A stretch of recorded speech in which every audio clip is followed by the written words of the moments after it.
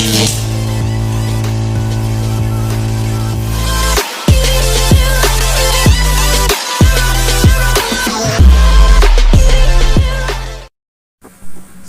warahmatullahi wabarakatuh. Perkenalkan, saya Wawan dari channel Darmawan Official. Pada konten hari ini, saya ingin membuat konten tentang penyintas kehidupan. Penyintas kehidupan ini menceritakan tentang kehidupan nyata seseorang yang ingin mengakhiri hidupnya dari masalah eksternal maupun internal. Dan pada konten ini saya dikirim oleh teman saya cerita pada diri sendiri, dia ingin mengakhiri hidupnya dan dikarenakan dari masalah eksternal maupun internal. Dan mungkin teman-teman yang mau mengirim cerita-cerita tersebut, silahkan kirim ke email yang ada di deskripsi. Dan saya akan memulai ceritanya. Dan saya adalah seorang teman saya, yaitu Fulan. Saya adalah seorang anak kedua dari 3 bersaudara. Saya lahir di kalangan menengah dan saya dididik sangat keras. Sempat dalam diri saya bertanya-tanya, kenapa saya dididik sangat keras daripada saudara yang lain. Saya selalu dibanding-bandingkan dengan adik saya yang dasarnya memang pintar di bidang akademik. Saya sangat depresi dan dari situ kepercayaan diri saya mulai pudar. Dari kecil saya mendapatkan bullying atau perundungan dari keluarga maupun di dalam keluarga. Pada saat itu saya merasa hidup saya tidak berharga lagi. Pada saat saya menginjak kelas 3 SD, saya mengalami kecelakaan yang hampir merenggut nyawa saya. Pada saat itu, saya menyadari bahwa keluarga saya sangat peduli dengan saya, tapi tidak ingin ditampilkan, dan akhirnya saya mengalami gegar otak dikarenakan kecelakaan tersebut. Mulai dari sini, saya mulai aneh dalam diri saya. Saya sering panika, overthinking, dan sebagainya. Saya dari awalnya saya mendapatkan peringkat nomor 11 dari 26 siswa. Turun drastis. Pada saat saya menginjak kelas 5 SD, saya mendapatkan kecelakaan lagi sehingga saya mengalami patah tangan. Dan oleh karena itu, saya mengalami kelainan di bagian tangan yang pernah patah, sering tremor dan sebagainya.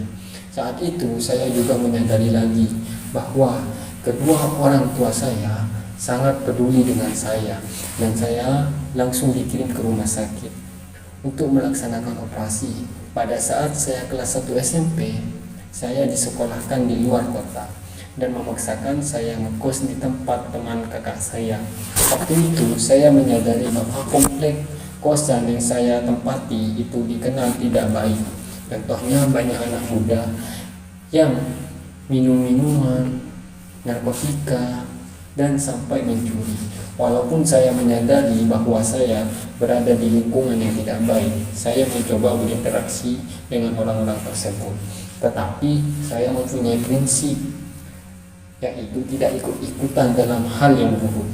Dan itu sudah orang-orang tersebut menurut saya mempunyai masa-masa kelam yang tidak bisa dikeluarkan oleh dia.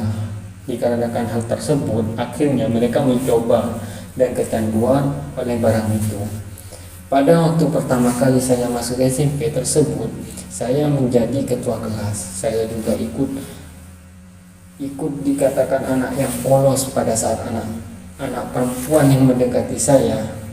Tetapi saya tidak peduli dengan mereka. Walaupun demikian, saya sangat tertekan dengan pilihan orang tua saya. Saya merasa tidak punya suara di keluarga saya. Saya merasa tidak punya kesenangan di dalam keluarga, dikarenakan saya selalu dibanding-bandingkan dengan adik saya yang mempunyai banyak prestasi. Waktu demi waktu berjalan, dan saya sudah beranjak 2 SMP. Saya mulai jatuh cinta terhadap teman sekelas saya waktu saya kelas 1 SMP. Saya merasa bersalah waktu itu.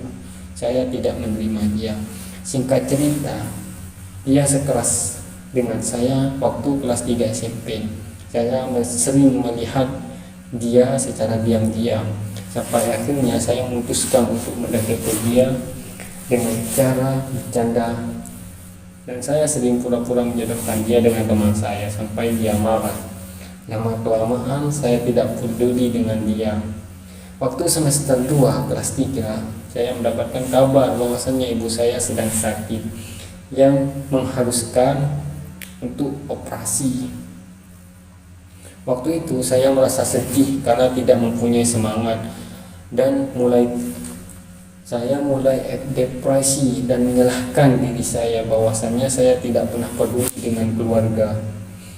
Waktu itu saya mulai merubah cara pandang saya terhadap keluarga, tetapi saya masih kecewa dengan keluarga dikarenakan saya sering dibanding-bandingkan dan sering dikeraskan dalam mendidik. Waktu terus berjalan, saya dan kakak saya sering bertengkar, dan saya sering pindah kosan karena hal tersebut. Saya memasuki masa SMA, saya berpindah kosan yang awalnya didampingi oleh teman kakak saya menjadi sendiri. Pada waktu itu saya menyadari bahwa saya tidak cocok pada jurusan yang saya jalani.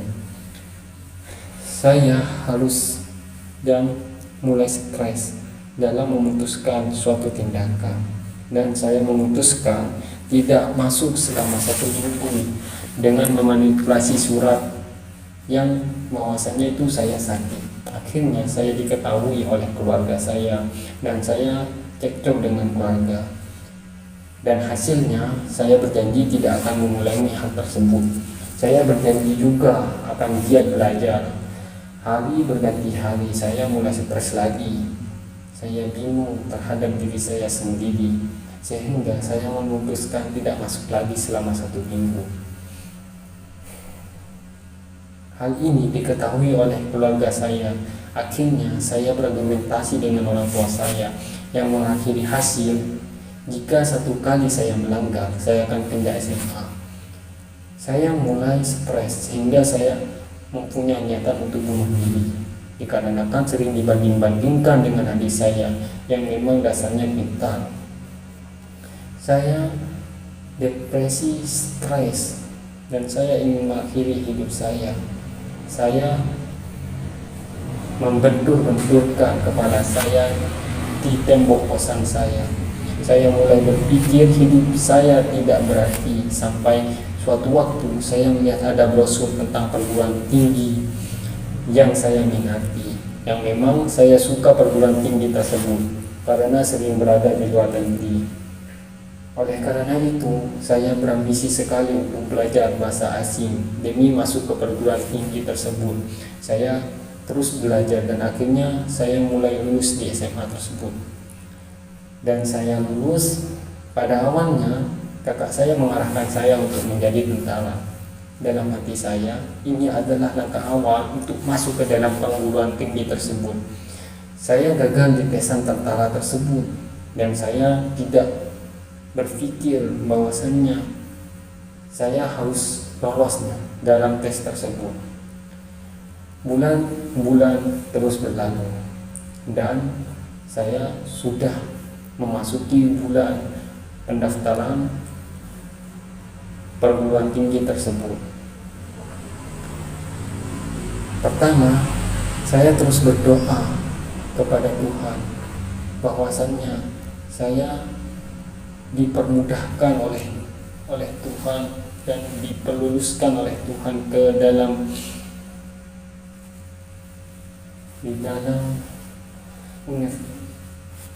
pendidikan tersebut,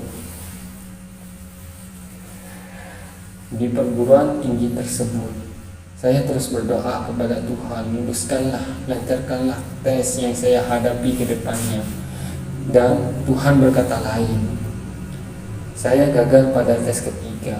Pada saat itu saya depresi berat, dan titik balik tersebut terpatahkan sangat mudah oleh Tuhan. Saya sakit oleh rencana Tuhan yang membiarkan saya gagal dengan usaha yang sangat keras. Sampai saya bertanya-tanya apakah perjuangan saya ini kurang. Akhirnya saya tidak ada pilihan lain kecuali kuliah. Tidak ada yang bisa membuat saya senang pada saat itu. Pada saat kuliah saya menemukan sebuah perempuan. Saya menemukan perempuan tersebut bisa membuat senang saya.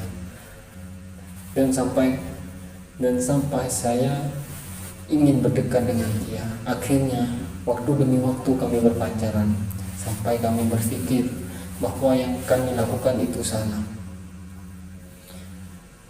Itu adalah titik balik kami. Kami akan hijrah dan kembali bersama lagi ketika kami menikah. Kami saling berjanji untuk menunggu satu sama lain. Kami saling mendoakan, tidak untuk diri kami sendiri, melainkan keluarga dia dan keluarga saya. Kami saling menunggu. Itulah titik balik sesungguhnya dalam hidup kami dan hidup saya hadapi. Pesan yang kita bisa ambil adalah kita tidak tahu apa yang direncanakan Tuhan ke depannya. Kita akan kehilangan sesuatu, tapi akan mendapatkan sesuatu yang lebih dari itu yang Tuhan siapkan untuk kita. Kita tidak boleh menyerah dalam semua hal di dunia ini. Depresi tersebut hanyalah bagian kecil dari Tuhan yang kita uji.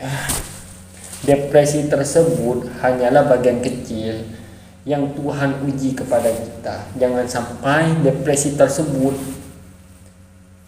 menggerogoti diri kita, jiwa dan raga kita, untuk memuaskan hasrat kita untuk mengakhiri dunia ini. Sadarlah, banyak peduli kepada kita. Coba sekarang kamu buka mata.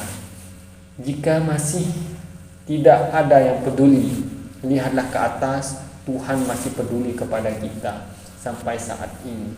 Buktinya kita masih hidup. Sekian dari video dan konten saya pada kali ini. Wassalamualaikum warahmatullahi wabarakatuh.